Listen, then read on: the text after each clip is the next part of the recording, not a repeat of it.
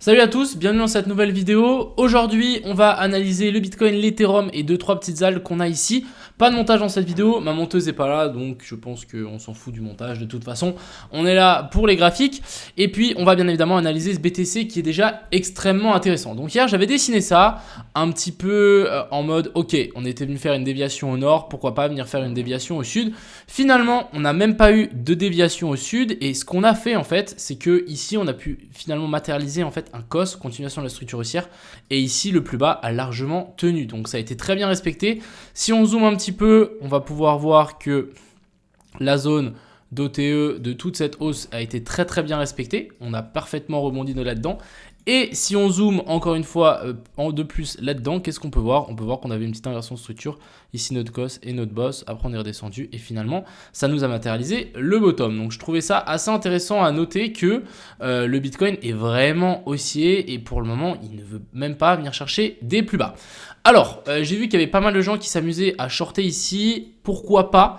Après, le seul problème que j'ai, c'est là, vous shortez clairement une structure haussière. Et clairement, ici, vu qu'on a fait un plus bas, plus haut que celui-là, prochaine target, c'est un plus haut par rapport à celui-là.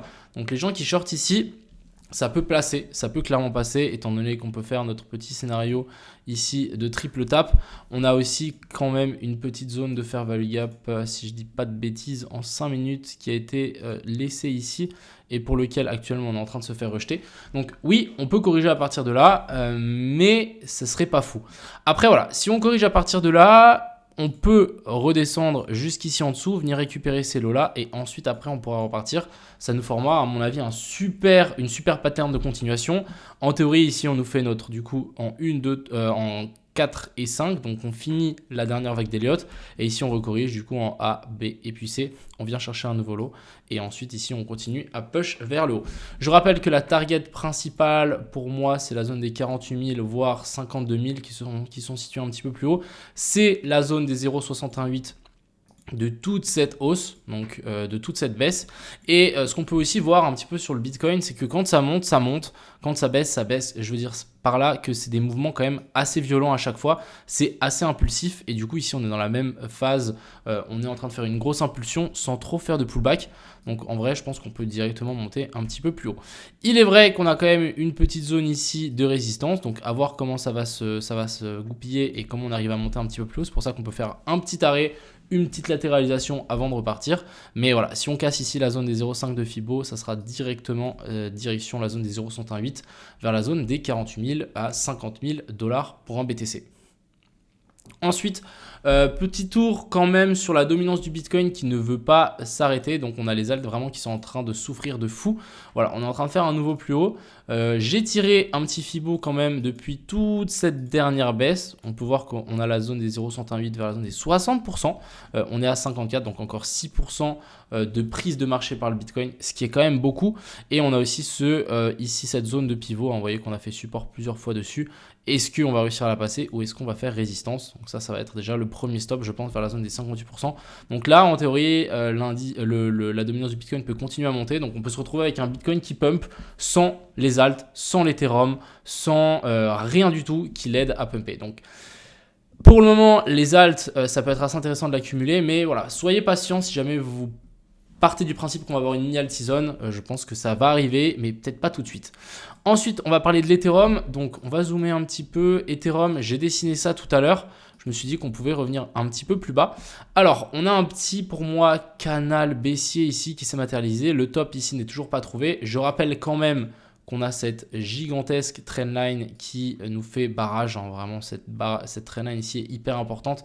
Si on arrive à la casser, ça devrait aller assez vite jusque vers la zone des 3200 $. Mais en tout cas, pour le moment, on se fait rejeter. J'ai l'impression qu'ici, on est en train de nous faire un petit bear flag. On laisse pas mal de liquidité. Je voudrais bien avoir une petite dernière redescente, venir rechercher la zone de fair value gap depuis la dernière hausse. Donc, j'ai vraiment pris la mèche qu'on avait là parce que ça c'est une baisse après la hausse jusqu'au dernier plus haut et ça nous donne ici vers la zone des 2175 $. On a une zone de fair value gap, une petite poche de liquidité aussi. Je pense que ça serait assez joli de nous faire un bottom ici et de vouloir repartir. Si on regarde la charte, donc Ethereum contre BTC, j'ai rien à dire, c'est catastrophique. Ici on est juste en train de dump sans trop se poser de questions. Pour les gens qui n'avaient pas suivi, j'ai quand même une target ici en dessous, donc on peut encore continuer à descendre en restant bullish, passer sous ces lots-là, voire pourquoi pas même chercher la zone ici de fair value gap en monthly juste ici en dessous. Donc ça se trouve, le Bitcoin peut pumper sans les alts, on aurait cette charte qui va s'effondrer aussi, on verra comment ce BTC ici tient. Et si vraiment l'Ethereum arrive à catch, donc à rattraper son retard ou pas, mais pour le moment, c'est pas gagné. Hein. Quand on voit une charte comme ça, les gars, je vous dis, on n'a encore aucun signe haussier.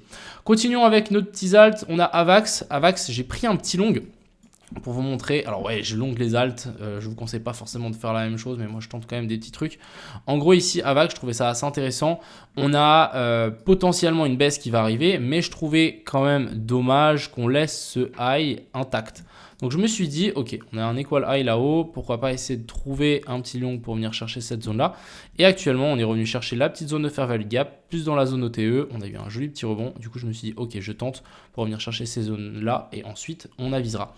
Si on continue ici avec le Injective, donc Injective, on est passé sous ces lots. Je ne pense pas qu'on allait descendre encore une fois autant bas.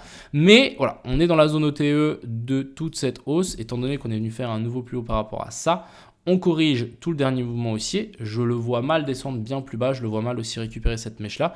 Mais en tout cas, venir dans cette zone OTE pour ensuite vouloir repartir, ça me semblerait assez évident et assez complètement probable. Donc pour le moment, affaire à suivre. On est en train de passer sous la mèche ici. Il ne faudra pas qu'on descende vraiment trop bas. Mais personnellement, le fait qu'on passe ici sous cette mèche, j'attends une réintégration. Et en théorie, ça devrait repartir. Ensuite ici, on a le optimisme qui lui aussi est en train de corriger assez violemment toute la mèche en théorie. Hein. Donc on a eu vraiment cette énorme mèche sur les alts, c'est remonté.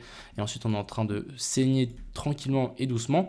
Donc là, j'ai simplement tiré mon Fibo par rapport au plus bas et au plus haut. On arrive dans cette zone ici d'OTE. Je ne veux pas compter et je ne veux pas prendre en compte cette mèche parce que pour moi c'était clairement une mèche de manipulation.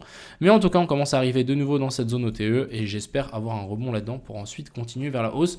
J'ai toujours mon long sur Ethereum et le optimisme, je les ai hold, même si j'ai laissé passer quand même pas mal de gains, c'est pas grave, j'ai décidé de les hold pour vraiment viser une plus grande structure haussière. Ensuite ici on a Sushi qui après ce magnifique pump on commence à corriger, donc ça peut être assez intéressant de tenter et de voir si on peut pas trouver un long dans cette zone là.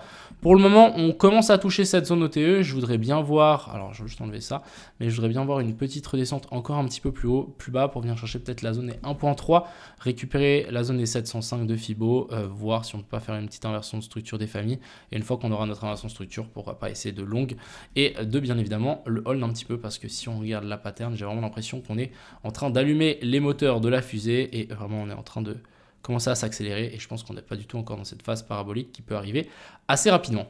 Ensuite ici on a le Sand pour toutes les personnes qui étaient rentrées ici ou voire même ici, vous êtes en gain, félicitations à vous et vous avez bien fait de hold.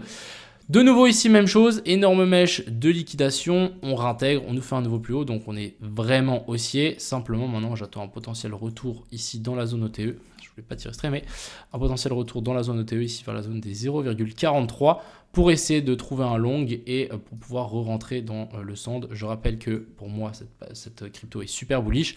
On a une petite zone ici de fair value gap, donc pourquoi pas la noter.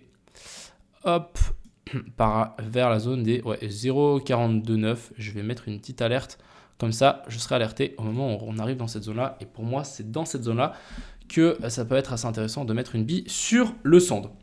Donc voilà un petit peu ce que je voulais vous dire aujourd'hui dans cette vidéo. Encore une fois, le Bitcoin, il est très intéressant. Moi, j'éviterai de shorter dans cette zone-là simplement parce qu'on n'a pas d'inversion de structure. On a seulement une potentielle redescente, mais voilà, on n'a pas de changement de caractère. Ici, on est full aussi, on fait des plus bas toujours plus haut. Donc pourquoi pas faire un plus haut que les autres. Et puis aussi, à voir comment l'Ethereum et le Bitcoin vont finir, parce que pour le moment, le Bitcoin prend beaucoup de place. On verra, mais à partir du moment où ça va commencer à stagner, voire descendre, les gars, les alts, ça va être une boucherie. Donc franchement, les gens qui sont en train d'accumuler des alts là actuellement sur les pullbacks qu'on est en train de faire, qui sont un peu moches, qui font un peu flipper, ça va être clairement payant à un moment ou à un autre. Enfin bref, j'espère que cette vidéo vous a plu. Je vous souhaite à tous une agréable soirée et c'était Crypto Millions. Ciao.